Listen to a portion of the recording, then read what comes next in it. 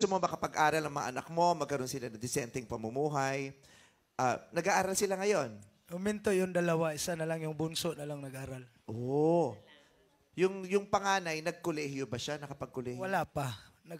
Kaka-college pa lang. Kakalit. Kakaalis po. Papunta saan po? Magka-college! Magka-college pa lang! Ani, tapos Magka-college pa lang, Huwag niyo siya iwan! Hindi lang na... Sa iba rin siya nag-training ng hosting. Ang ganda nung Oh, angulo. sangre. Pamagic ka ba? Pamagic ka? Tama yung angulo. Sa sangre yun. Grabe mga co-host. isang maporma, isang mali-mali. Tapos wala pa akong boses. Anong klaseng programa meron tayo? Ang pangit ng mga host. Diba? Hindi nga tayo perfect, pero ano. Tsahin mo, kausapin mo yan, ha? Sorry, nakikinig.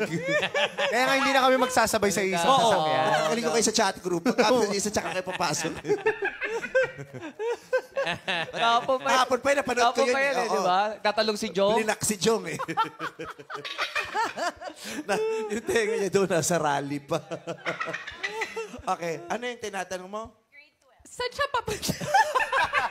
Papunta na siya sa college. Papuntang college. Exam na ba? Ano sasakyan? Kakaalis kasi. Pa-college na dapat yung Pa-college. anak niya. Ako, pinagpawisan ka. Sabi pawis ka.